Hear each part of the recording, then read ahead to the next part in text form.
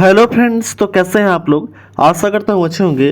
तो आज से हम लोग स्टार्ट करने वाले हैं ज्ञान बिंदु सर का जो है, ठीक है, रोशन सर का जो स्टार्ट किया गया था होमवर्क सीरीज, ठीक है, जिसमें आपको मोस्ट इंपॉर्टेंट 75 क्वेश्चन कराया जाएगा, जिसमें सभी क्वेश्चन रिलेटेड रहेंगे।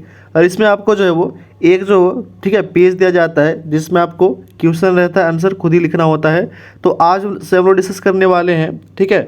ये टेस्ट नंबर फर्स्ट है और इसे हम लोग कंटिन्यू करेंगे डेली। एक प्रैक्टिस सेट आपको, ठीक है, एक जो होमवर्क सीरीज आपको लाया जाएगा इस चैनल पे और कराया जाएगा फुल डिस्कशन के साथ।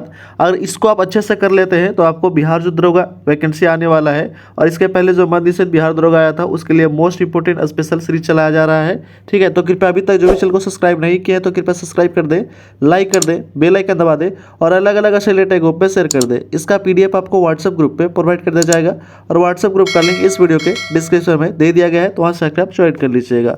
आते हैं हम लोग देखते हैं, ठीक है, होमवर्क सीरीज का फर्स्ट जो है वो, ठीक है, फर्स्ट होमवर्क सीरीज इस वीडियो में हम लोग देखने वाले हैं, ठीक है। डे नंबर फर्स्ट यानी कि पहला होमवर्क सीरीज जो हम लोग देखते हैं। तो फर्स्ट जो है पहला क्वेश्चन दिया गया है, फर्स्ट क्वेश्चन है हमारा यहाँ पे दिया गया है।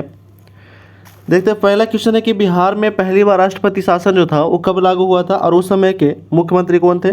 तो पहली बार राष्ट्रपति शासन जो था वो लागू हुआ था कब, तो 1968 में, 1968 में लागू हुआ था। किसके समय में, तो उस समय जो थे बिहार के मुख्यमंत्री थे भोला पासवान शास्त्री थे। कौन थे, भोला पासवान शास्त्री थे।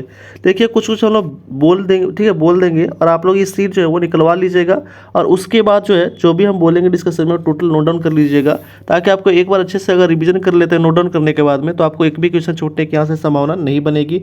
और बिहार दरोगा या कोई भी एग्जाम आने वाला उसके लिए मोस्ट इंपॉर्टेंट और बहुत ही लाभदायक होगा, ठीक है। तो यहाँ पे क्वेश्चन दिया गया था कि बिहार में जब पहली बार राष्ट्रपति शासन लागू हुआ था तो उस समय बिहार के मुख्यमंत्री कौन थे। तो उस समय बिहार के मुख्यमंत्री थे वो थे आपका भोला पासवान शास्त्री। पहली बार कब लागू हुआ था, तो पहली बार लागू होता है 1968 में। अंतिम बार लागू हुआ था कब, तो 2005 में लागू होता है।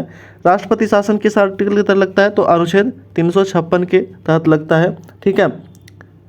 आते हैं हम लोग नेक्स्ट क्वेश्चन की ओर। अगला प्रश्न है कि सिंधु तथा सतलज नदी के मध्य हिमालय जाना जाता है किस नाम से। तो सिंधु तथा सतलज नदी के मध्य जो हिमालय है उसको जाना जाता है किस नाम से, तो पंजाब हिमालय के नाम से जाना जाता है। किस नाम से, तो पंजाब हिमालय के नाम से जाना जाता है।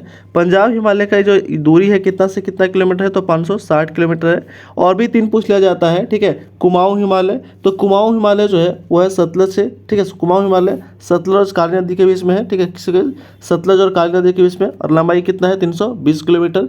नेपाल हिमालय, ठीक है, नेपाल हिमालय का जो विस्तार है वो है काली और तीस्ता के बीच में और यह है आपका 800 किलोमीटर इसका विस्तार है। असम हिमालय तीस्ता और दिहांग के बीच में है और इसको विस्तार जो है कितना, तो 720 किलोमीटर है।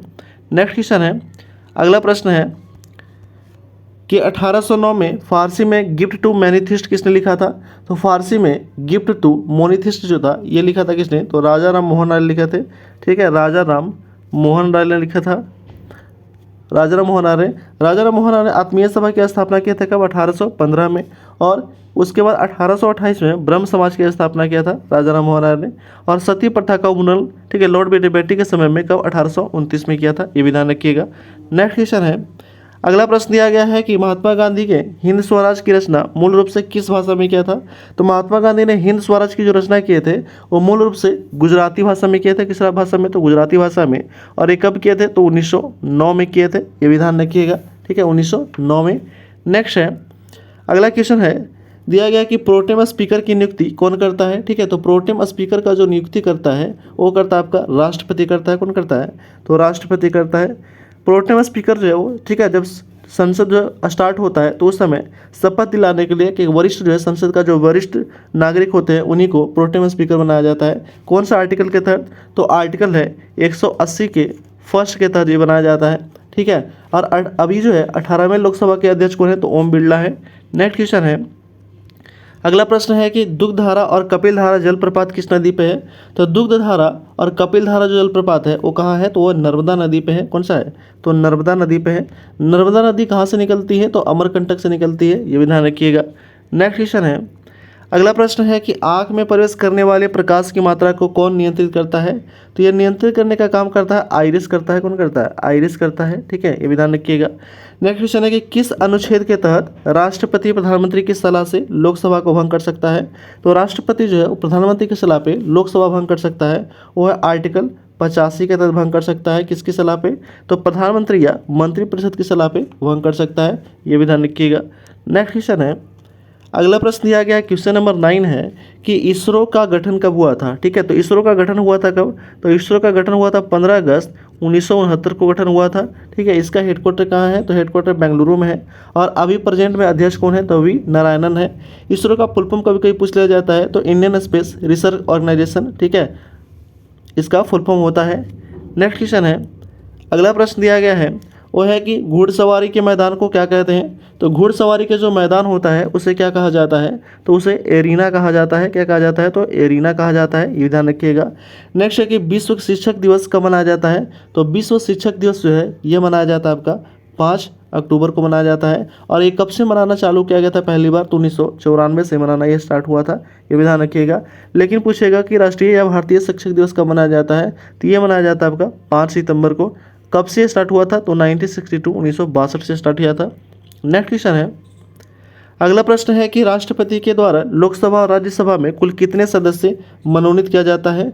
तो कुल जो है वो लोकसभा में कितने सदस्य? तो 2 सदस्य, और राज्यसभा में कुल 12 सदस्य मनोनीत किए जाते हैं। लेकिन अभी जो इसको हटा दिया गया है, ठीक है, और ये लोकसभा में जो 2 अध्यक्ष नियुक्त किए जाते थे, कौन सा आर्टिकल के तहत? तो इसका जो आर्टिकल था वो था आपका 331 के तहत मनोनीत किए जाते थे। और राज्यसभा में जो मनोनीत किए जाते थे वो मनोनीत किया जाता था आपका, ठीक है, अनुच्छेद 80 के 3 के तहत मनोनीत किए जाते थे। ठीक है, 80 के 3 के तहत। नेक्स्ट क्वेश्चन है, अगला प्रश्न दिया गया है कि केंद्रीय मगरमच्छ प्रजनन प्रबंधन प्रशिक्षण संस्थान कहाँ है? तो केंद्रीय मगरमच्छ प्रजनन एवं प्रबंधन शिक्षण संस्थान जो है ये है आपका कहाँ पे? तो ये है हैदराबाद में। कहाँ है? तो हैदराबाद में है, हैदराबाद में। और ये कब से स्टार्ट हुआ था ये परियोजना? तो ये योजना 1975 से शुरू हुआ था, ये भी ध्यान रखिएगा। नेक्स्ट है कि किस रंग के प्रकाश को प्रकीर्णन न्यूनतम होता है? तो किस रंग का प्रकाश के प्रकीर्णन न्यूनतम होता है? तो लाल का प्रकीर्णन न्यूनतम होता है। और बैगनी का क्या होता है? तो सबसे ज़्यादा होता है। ठीक है, बैगनी का सबसे ज़्यादा। लेकिन यही अगर तरंगधैर्घ्य पूछेगा तो सबसे ज़्यादा किसका होता है? लाल का होता है तरंगधैर्घ्य, और सबसे कम होता है बैगनी का। नेक्स्ट क्वेश्चन है, अगला प्रश्न है, क्वेश्चन नंबर 15 है कि स्विट्जरलैंड की मुद्रा क्या है? तो स्विट्जरलैंड का जो मुद्रा है वो क्या है? तो फ्रैंक है। क्या है? फ्रैंक है, फ्रैंक है। और स्विट्जरलैंड का जो राजधानी है वो कहाँ है? तो बर्न है, ये भी ध्यान रखिएगा। नेक्स्ट क्वेश्चन है, अगला प्रश्न है कि भारत का जलीय और स्थलीय दोनों क्षेत्र में मिलाकर अक्षांशीय विस्तार कितना है? तो भारत का जलीय और स्थलीय दोनों क्षेत्रों को मिलाकर के जो अक्षांशीय विस्तार है वो है आपका 6 डिग्री 4 से लेकर के उत्तरी अक्षांश से लेकर, ठीक है, 37 डिग्री 6 तक उत्तरी अक्षांश है, ये भी ध्यान रखिएगा। ठीक है, नेक्स्ट क्वेश्चन है, अगला प्रश्न दिया गया है वो है आपका कि भारत के पूर्वोत्तर के अंतर्गत कितने राज्य आते हैं? तो भारत के पूर्वोत्तर के अंतर्गत जो है वो कुल राज्यों की संख्या कितना है? तो आता है, हम लोग देख लेते हैं कौन कौन सा। तो अरुणाचल प्रदेश से आता है, ठीक है, अरुणाचल प्रदेश, नागालैंड आता है, ठीक है, मणिपुर आता है, मेघालय आता है, मिजोरम आता है, ठीक है, उसके बाद आता है आपका असम आता है, त्रिपुरा आता है और सिक्किम आता है। ठीक है, 1 2 3 4 5 6 7 8 टोटल 9 है। ठीक है, नेक्स्ट क्वेश्चन है कि खंबात की खाड़ी, यहाँ पे खंबात होना, ठीक है, खंबात की खाड़ी किन 2 स्थानों के बीच अवस्थित है? तो खंबात की खाड़ी जो है यह अवस्थित है किसके बीच में? तो गुजरात और, ठीक है, किसका? तो गुजरात और, ठीक है, दमन दीव के बीच में, गुजरात और दमन दीव के बीच में जो स्थित है, ठीक, कौन सा? खंबात की खाड़ी। ठीक है, उसके बाद यहाँ पे एक और क्वेश्चन पूछा जाता है कि यहाँ पे जो है वो कच्छ की खाड़ी किसके बीच स्थित है? तो कच्छ और काठियावाड़ के बीच स्थित है। ठीक है, काठियावाड़ के बीच स्थित है कच्छ की खाड़ी, ये भी ध्यान रखिएगा। नेक्स्ट क्वेश्चन है, अगला प्रश्न है कि भारत के किन राज्यों की समुद्री तट रेखा सबसे लंबी है? तो सबसे लंबी समुद्र तट रेखा वाला राज्य जो है वो कौन सा है? तो वो है आपका गुजरात है। कौन है? गुजरात। और कितना लंबा है ये? तो ये लंबा है आपका 1600 किलोमीटर है। और कितने समुद्री तटीय राज्य हैं भारत में? तो टोटल जो है वो कितने हैं? तो टोटल जो संख्या है वो 9 है, 9 राज्य हैं। ठीक है, कौन कौन सा 9 राज्य हैं ये भी देख लेते हैं हम लोग।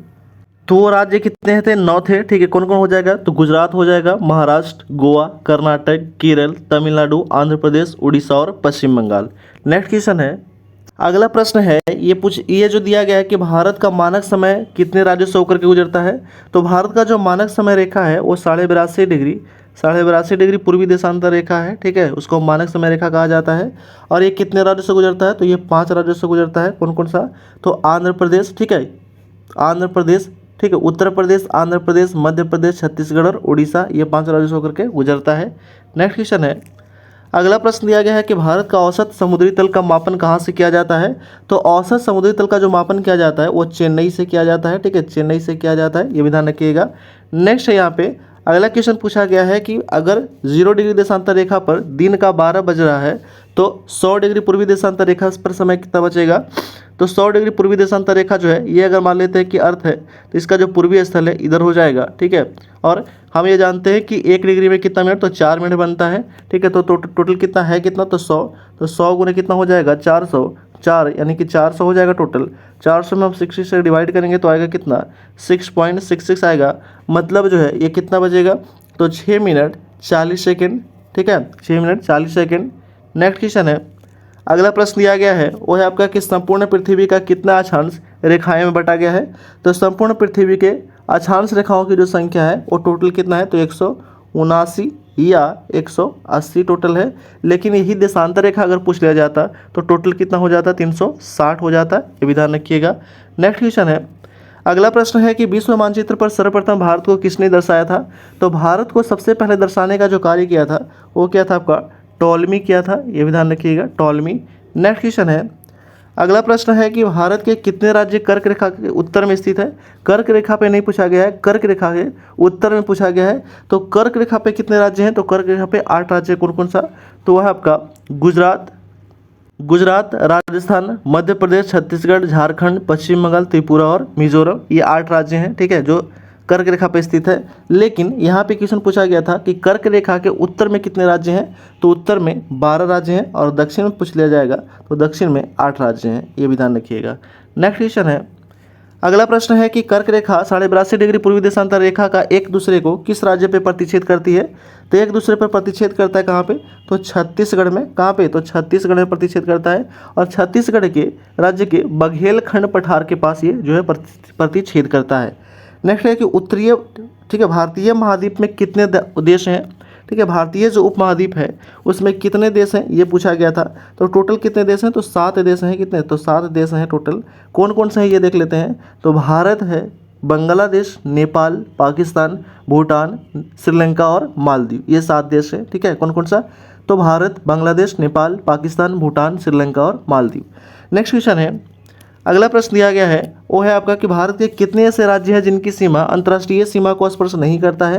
तो वो आपका ऐसे 12 राज्य है जिसकी सीमा जो है वो अंतर्राष्ट्रीय सीमा से स्पर्श नहीं करता है। नेक्स्ट है कि तमिलनाडु के कन्याकुमारी से कृष्णा नदी के डेल्टा तक के तट को क्या कहा जाता है। तो यहाँ से यहाँ तक जो तट है उसको कहा जाता है आपका कोरोमंडल तट कहा जाता है। क्या कहा जाता है, तो कोरोमंडल तट कहा जाता है।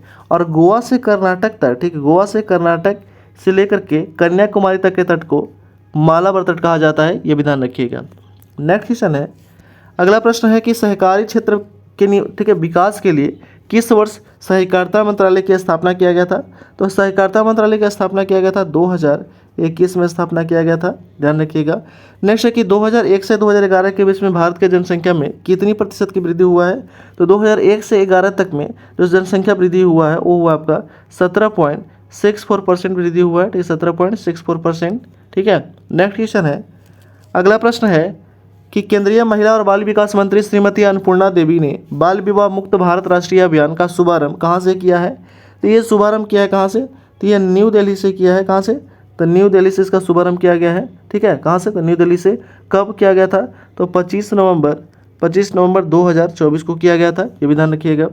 नेक्स्ट है कि अंतर्राष्ट्रीय महिला विरोधी हिंसा उन्मूलन दिवस कब मनाया जाता है। तो अंतर्राष्ट्रीय महिला विरोधी हिंसा उन्मूलन दिवस मनाया जाता है, वो मनाया जाता है आपका 25 नवंबर को। और ये कब से मनाना स्टार्ट हुआ था, तो शुरू किया गया था 1999 से शुरू किया गया था मनाना। नेक्स्ट क्वेश्चन है, अगला प्रश्न दिया गया है वो है आपका कि प्रधानमंत्री जन धन योजना की शुभारंभ कब किया गया था। ये बहुत बार एग्जाम में पूछा भी गया है। और ये जितने भी आपको जो क्वेश्चन कराया जा रहा है और डिस्कशन आप अच्छे से अगर कर लेते हैं तो आपको यहाँ से लगभग 60-70% तैयारी आपको होमवर्क सीरीज से ही हो जाएगा। प्रधानमंत्री जन धन योजना की शुभारंभ कब किया गया था, तो ये किया गया था आपका, ठीक है, 28 अगस्त 2014 को किया गया था। ठीक है, 28 अगस्त 2014 को। और ये आपको सीरीज स्टार्ट किया गया स्पेशली बिहार दरोगा के लिए, और ये स्टार्ट किए हैं, ठीक है, ज्ञानबिंदु एकेडमी के रोशन सर जो है उनके द्वारा ये स्टार्ट किया गया है। तो कृपया अभी तक जो भी चैनल को सब्सक्राइब नहीं किए हैं आप, तो सब्सक्राइब जरूर कर दीजिए। आपको डेली जो है एक जो है वो होमवर्क सीरीज इस पर डाला जाएगा और फुल डिस्क्रिप्शन के साथ ही किया जाएगा। तो हम ये कहेंगे कि इसका PDF पहले आप निकाल लीजिएगा, ठीक है। और PDF निकालने के बाद उसके बाद जितना भी हम डिस्कशन ये बोल के कराते हैं या लिख के कराते हैं, तो उसको आप टोटल नोट डाउन करके लिख लीजिएगा, ताकि आपको रिवीजन करने में या एग्जाम के टाइम आप रिवीजन करते हैं तो उनके उसमें आपको बहुत ही लाभदायक होगा। आते हैं हम लोग नेक्स्ट क्वेश्चन की ओर। अगला क्वेश्चन है क्वेश्चन नंबर 36 है, केंद्रीय स्वास्थ्य और परिवार कल्याण मंत्रालय की ओर से जारी राष्ट्रीय परिवार और स्वास्थ्य सर्वेक्षण के आंकड़े के अनुसार किस राज्य में बाल विवाह का अधिक प्रचलित है? तो बाल विवाह सबसे ज़्यादा जो प्रचलित है वो किस राज्य में है, ये पूछा गया है।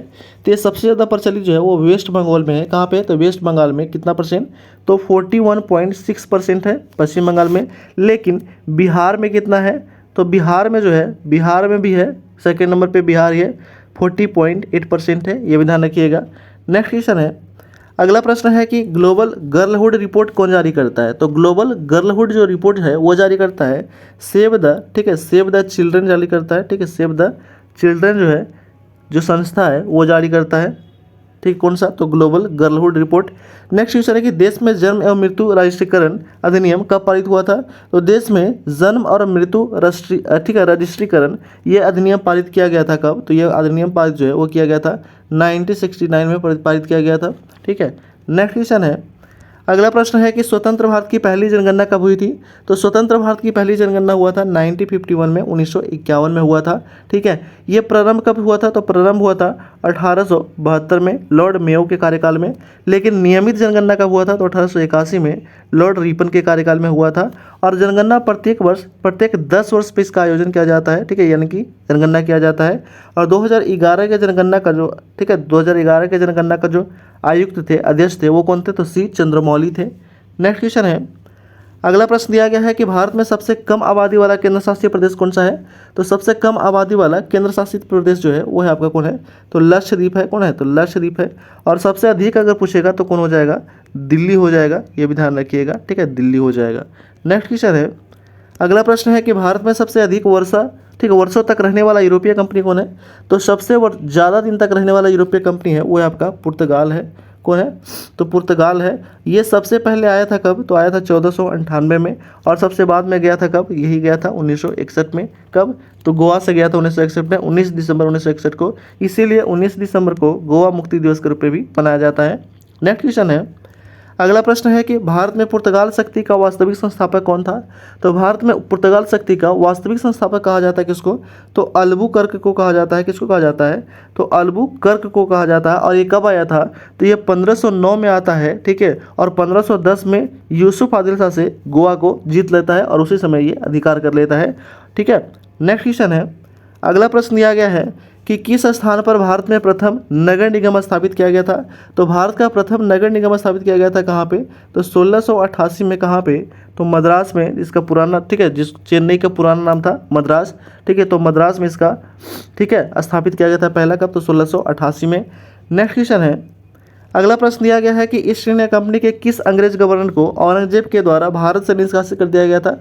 तो भारत से निष्कासित कर दिया गया था कौन सा, ठीक है, अंग्रेज था। तो अंग्रेज का जो नाम था वो था आपका, ठीक है, जॉन चाइल्ड था। कौन था? तो जॉन चाइल्ड था, ये भी ध्यान रखिएगा। औरंगजेब का कार्यकाल जो था वो कब से कब तक रहा था? तो 1658 से लेकर के 1707 तक रहा था। नेक्स्ट क्वेश्चन है, अगला प्रश्न पूछा गया है कि बॉन्डीवास का युद्ध कब हुआ था? तो बॉन्डीवास का जो युद्ध होता है वो होता है आपका 22 जनवरी, ठीक है, 22 जनवरी 1760 को होता है। किसके बीच में? तो ये होता है आपका ईस्ट इंडिया कंपनी और फ्रांसीसी के बीच में होता है, ठीक है, फ्रांसीसी के बीच में होता है, ये भी ध्यान रखिएगा, जिसमें, ठीक है, जिसमें अंग्रेज यानी कि ईस्ट इंडिया कंपनी जो है वो विजय होता है। नेक्स्ट क्वेश्चन है, अगला प्रश्न है कि फ्रांसीसियों ने अपना मुख्यालय नगर बनाया था कहाँ पे? तो मुख्यालय नगर बनाया था, ये बनाया था आपका पांडुचेरी में बनाया था। कहाँ पे? तो पांडुचेरी में बनाया था। नेक्स्ट क्वेश्चन है, अगला प्रश्न है कि अंग्रेजों ने किस मुगल बादशाह के समय पटना में अपनी व्यापारी कोठी खोला था? तो पटना में अपनी व्यापारी कोठी खोला था कब? तो 1632 में। और ये भी बहुत बार BPSC में और बिहार दरोगा में और बिहार के बहुत सारे एग्जामों में पूछा गया है कि पहली बार, ठीक है, अंग्रेजों के द्वारा पटना में व्यापारी कोठी कब खोला गया था? तो 1632 में। उस समय किसका शासन चल रहा था? तो शाहजहाँ का शासनकाल चल रहा था। और शाहजहाँ का शासनकाल कब से कब तक चला था? तो 1628 से लेकर के 1658 तक। और इसी की बेस में ये डेट आता है 1632। नेक्स्ट क्वेश्चन है, अगला प्रश्न है कि कर्नाटक युद्ध किन किन के मध्य लड़ा गया था। तो कर्नाटक युद्ध जो लड़ा गया था वो ब्रिटिश और, ठीक है, ब्रिटिश और किसके बीच में, तो फ्रांसीसी के बीच में लड़ा गया था कर्नाटक युद्ध। तो ये 3 कर्नाटक युद्ध बहुत ही इंपॉर्टेंट है, हम लोग बोल देते हैं, ठीक है, आप नोट डाउन कर लीजिएगा। पहला कर्नाटक युद्ध होता है कब से कब तक, तो पहला कर्नाटक युद्ध 1745 से लेकर के 46 में होता है। दूसरा कर्नाटक युद्ध कब से होता है, तो 1749 से लेकर के 1754 के बीच में होता है। और तीसरा होता है 1756 से लेकर के 1763 के बीच में होता है। पहला कौन सा संधि के तहत समाप्त होता है, तो पहला एला सापल के संधि के तहत समाप्त होता है। दूसरा कब होता है, तो दूसरा जो है पांडिचेरी के संधि के तहत समाप्त होता है। और तीसरा पेरिस के संधि के तहत समाप्त होता है। ये भी आपको ध्यान में रखना है, ये भी बहुत मोस्ट इंपॉर्टेंट क्वेश्चन है और ये भी बहुत बार एग्जाम में पूछ लिया गया है। नेक्स्ट क्वेश्चन है, अगला प्रश्न है कि चोल का युद्ध कब हुआ था, ये पूछा गया है। तो चोल का युद्ध हुआ था आपका 1508 में। कब हुआ था, 1508 में हुआ था। किसके बीच में, तो मिस्र और पुर्तगाल के बीच में ये युद्ध होता है, ठीक है, मिस्र और किसके बीच में, तो पुर्तगाल के बीच में। नेक्स्ट क्वेश्चन है, अगला प्रश्न है कि राजा राम मोहन राय का पूर्वगामी किसे कहा जाता है। तो राजा राम मोहन राय का पूर्वगामी कहा जाता है किसको, अल्बुकर्क को कहा जाता है। किसको कहा जाता है, तो अल्बुकर्क को कहा जाता है। क्यों कहा जाता है, क्योंकि इसने सती प्रथा पर समाप्त करने के, ठीक है, समाप्त करने का कोशिश किया था इसके पहले, ठीक है, कौन, तो अल्बुकर्क ने। अल्बुकर्क कौन था, तो एक पुर्तगाली था जो 1509 में आया था भारत। उसके पहले 1503 में आता है, लेकिन 1510 में जो वो, ठीक है, यूसुफ आदिल शाह से गोवा को जीत लेता है। नेक्स्ट क्वेश्चन है, अगला प्रश्न है कि भारतीय सेना में 1961 पे किस ऑपरेशन के तहत गोवा को पुर्तगालियों से मुक्त कर दिया था। तो गोवा को पुर्तगालियों से मुक्त किया था, ऑपरेशन कौन था, तो ऑपरेशन विजय के द्वारा मुक्त कर दिया गया था, ठीक है। और एक कब मुक्त किया जाता है, तो 19 दिसंबर 1961 को मुक्त कर दिया जाता है। और 19 दिसंबर को ही गोवा मुक्ति दिवस के रूप में भी मनाया जाता है। नेक्स्ट क्वेश्चन है, अगला प्रश्न है कि डच ईस्ट इंडिया कंपनी की स्थापना कब हुई थी। तो डच ईस्ट इंडिया कंपनी का स्थापना होता है कब, तो 1602 में होता है, इसका स्थापना होता है, ठीक है, 1602 में। नेक्स्ट क्वेश्चन है, अगला प्रश्न है कि सप्तवर्षीय युद्ध ब्रिटिश और फ्रांस के बीच में हुआ था कब। तो सप्तवर्षीय युद्ध जो हुआ था वो ब्रिटिश और फ्रांस के बीच में 1756 से लेकर के 1763 तक होता है, ठीक है। और ये जो था तीसरा अंगल, ठीक है, कर्नाटक युद्ध भी यही था, लड़ा गया था, जिसके तरफ से ब्रिटिश और फ्रांस जो थे वो लड़ रहे थे, ठीक है। इसमें विजयी कौन होता है, तो फ्रांस होता है, ये भी ध्यान रखिएगा। नेक्स्ट क्वेश्चन है, अगला प्रश्न दिया गया है, ठीक है, वो है आपका कि किसे ईस्ट इंडिया कंपनी के बारे में यह टिप्पणी की कि कंपनी एक असंगत परंतु उस व्यवस्था का भाग है जहां सब कुछ ही असंगत है, ठीक है। क्वेश्चन पूछा गया है कि किसने ईस्ट इंडिया कंपनी के बारे में यह टिप्पणी की कि कंपनी एक असंगति है परंतु यह उस व्यवस्था का भाग है जहाँ सब कुछ क्या है, तो असंगत है। तो ये बोला था किसने, लॉर्ड मैकाले ने, ठीक है, लॉर्ड मैकाले। नेक्स्ट क्वेश्चन है, अगला प्रश्न है कि अंग्रेजों के द्वारा मान्यता प्राप्त फैक्ट्री कहाँ खोली गई थी। तो अंग्रेजों के द्वारा मान्यता प्राप्त फैक्ट्री जो था ये खोला गया था 1611 में। कहाँ पे, तो मसूलीपट्टनम में, ठीक है। मसूलीपट्टनम कहाँ है, तो आंध्र प्रदेश में है। कहाँ है, आंध्र प्रदेश में। नेक्स्ट क्वेश्चन है, अगला प्रश्न है कि किस अधिनियम के द्वारा बंगाल के गवर्नर को बंगाल का गवर्नर जनरल पद नाम दिया गया। ये भी बहुत बार एग्जाम में पूछा गया है कि किस अधिनियम के द्वारा बंगाल के गवर्नर को बंगाल का गवर्नर जनरल पद नाम दिया गया था। तो यह दिया गया था आपका 1773 का रेगुलेटिंग एक्ट के द्वारा, ठीक है। नेक्स्ट क्वेश्चन है, अगला प्रश्न है कि कंपनी के कर्मचारियों को बिना लाइसेंस प्राप्त किए निजी व्यापार करने तथा भारतीयों से लोगों से उपहार लेना प्रतिबंध कर दिया गया था कब। तो यह प्रतिबंध कर दिया गया था आपका 1773 का रेगुलेटिंग एक्ट के तहत, ठीक है। 1773 का रेगुलेटिंग एक्ट के तहत जो था ये प्रतिबंध कर दिया गया था। नेक्स्ट क्वेश्चन है, अगला प्रश्न है कि रेगुलेटिंग एक्ट 1773 में निहित कमियों को दूर करने के लिए ब्रिटिश संसद में कौन सा एक्ट पारित किया गया था। तो 1773 के रेगुलेटिंग एक्ट की कमियों को दूर करने के लिए 1781 का अमेंडमेंट एक्ट जो था वो लाया गया था। नेक्स्ट क्वेश्चन है कि किस एक्ट के तहत गवर्नर जनरल परिषद की संख्या 4 से घटा करके 3 कर दिया गया था। तो 4 से घटा करके 3 कर दिया गया था पिट्स इंडिया एक्ट 1784 के द्वारा, ठीक है। नेक्स्ट क्वेश्चन है, अगला प्रश्न है कि गवर्नर जनरल को वीटो शक्ति का अधिकार किस एक्ट के तहत दिया गया था। तो वीटो शक्ति का अधिकार दिया गया था 1786 में दिया गया था, ठीक है, 1786 में एक्ट के तहत। नेक्स्ट क्वेश्चन है कि किस अधिनियम के तहत कंपनी को भारत के व्यापार में एकाधिकार को अगले 20 वर्षों की अवधि के लिए बढ़ा दिया गया था। तो 20 वर्षों की अवधि के लिए बढ़ा दिया गया था 1793 का चार्टर एक्ट के तहत, ठीक है, 1793 का चार्टर एक्ट के तहत बढ़ा दिया गया था। नेक्स्ट क्वेश्चन है, अगला प्रश्न है कि प्रथम विधि आयोग का गठन कब किया गया था। तो प्रथम विधि आयोग का गठन किया गया था 1834 में, किसके द्वारा, तो लॉर्ड मैकाले के द्वारा किया गया था, ठीक है। मैकाले के द्वारा जो था ये प्रथम विधि आयोग का गठन किया गया था। नेक्स्ट क्वेश्चन है, अगला प्रश्न है कि ब्रिटिश सरकार के किस अधिनियम के सबसे पहली बार भारत में शिक्षा के लिए 1 लाख रुपए दिए जाए थे। ठीक है, ब्रिटिश सरकार के किस अधिनियम में सबसे पहली बार भारत में शिक्षा के लिए 1 लाख रुपए दिए गए थे, तो वह था आपका कौन सा अधिनियम, 1813 का चार्टर एक्ट अधिनियम के द्वारा दिया गया था। ठीक है, चार्टर एक्ट के द्वारा। नेक्स्ट क्वेश्चन है, अगला प्रश्न है कि 1773 के अधिनियम के द्वारा कलकत्ता में कब सर्वोच्च न्यायालय की स्थापना किया गया था। तो सर्वोच्च न्यायालय की स्थापना किया जाता है 1773 के रेगुलेटिंग एक्ट के तहत 1774 में। और इसके पहले न्यायाधीश जो थे वो कौन थे, तो सर एलिजा इम्पे थे। अन्य 3 न्यायाधीश भी पूछ लिया जाता है कभी कभी, तो चैम्बर्स, लिमेस्टर और हाइड थे। कौन थे, तो चैम्बर्स, लिमेस्टर और हाइड अन्य न्यायाधीश थे, और मुख्य न्यायाधीश जो थे वो सर एलिजा इम्पे थे।